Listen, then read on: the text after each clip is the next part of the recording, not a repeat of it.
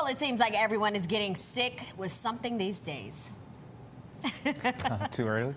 Some doctors have even coined the term quademic for the four major illnesses: the flu, RSV, norovirus, and of course COVID. Yeah, so to help us stay healthy and be healthy, Dr. Deena is here to test our knowledge on illness prevention. First of all, thank you for being here. Doctor. Hi, thank you for having me. All right, so we're going to play a little game of true or false, and you will tell us who and if we got it right. So first up, cold weather can make you sick. Okay, great. You guys got it right. So that's a... Tell my mother. That's right. That's something that I always hear from my own mother. But the truth is, cold weather itself is not what's going to make you sick. It's the viruses that are predominant during the cold weather that make you sick. Viruses love cold, dry air. It allows them to suspend in the air for a longer period of time, to travel longer distances and infect more people. And in fact, there's new research to suggest that cold air can actually change some of our immune system cells as well, especially different cells like cilia in our nose, which helps to protect us against virus and bacteria.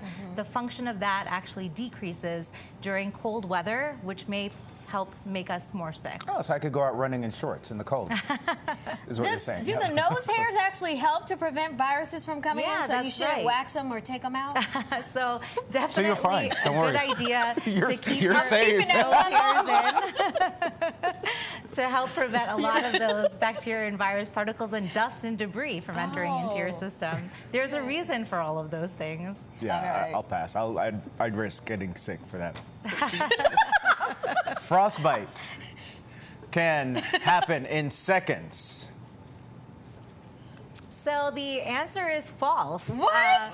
So frostbite actually happens in minutes. You don't know what you're talking about. And the good thing about that is if you're outside in the cold and you start noticing some of those initial symptoms of your extremities or body parts getting cold, your skin feels a little bit irritated, you're getting pins and needles, you actually have time to intervene and to prevent getting frostbite. And so what you can do is make sure you go into a warm area, you try to take off anything that's wet or cold that can make you even colder, and you run lukewarm water over the area, not hot.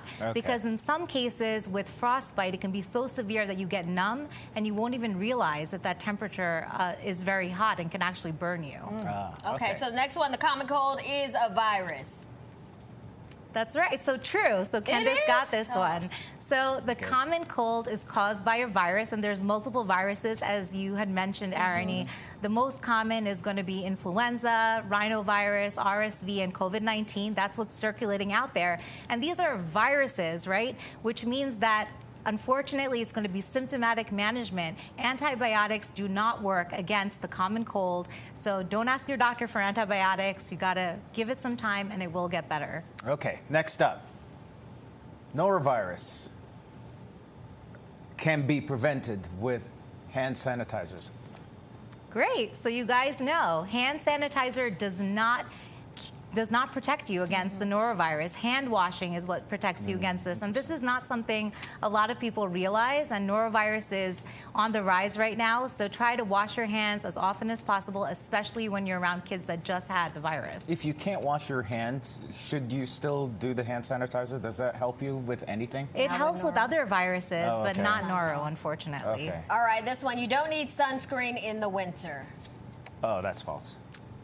Very good. So we need sunscreen all year round. The sun rays make UV radiation, which increases our risk of developing skin cancer if we're not protecting ourselves. And it's great to protect our skin, and it's age-defying as well. And you should put it on your hands, I'm told. Do you put it on your head? I put it all over. Yes. Just I was making told. sure. Yes. I was told years ago that the one thing that you can apply every day that will prevent premature aging. Of course you would know this. Is sunblock. Yeah, You know? so that's the main reason to protect ourselves. I'm 90 years old, and look at me. Benjamin Button over here. You can develop asthma as an adult. That's right. So asthma is really common, actually, to develop in adulthood. And it's very strange. People wonder, I never had a problem as a child, but now all of a sudden, different environmental triggers like pollen, seasonal allergies become a problem. And that actually can happen as we get older. So if you're getting chest tightness, difficulty breathing, especially after a viral infection, talk to your doctor about whether or not you might have some asthma. Okay, last one. If you slip on ice, put your hands out to break your fall. All right, so a mixed opinion here. So the answer is that we shouldn't be doing that, because if you put your hand out, you're increasing your likelihood of having a wrist fracture or a forearm fracture. So there's ways that you can safely fall. Like roll, and that's right. Yeah. And that's what we recommend do to a our trust fall? patients. I'm just accident prone. I'm going to teach Shirley that roll. Especially our older patients, we tell them to bend in their arms and knees, try to fall on your side if possible, and try to fall on areas that have a lot more fat, like your butt or your Cushion. thighs. Yeah. That's a better place to fall than on a bone. Which That's can why I'm easily keeping that fracture. big back. All right. Thank you, Dr. Deena. Thank you. Really appreciate you joining us. And for more health tips, follow Dr. Deena on Instagram right there. She's live on there all the time. The information is right there on your screen.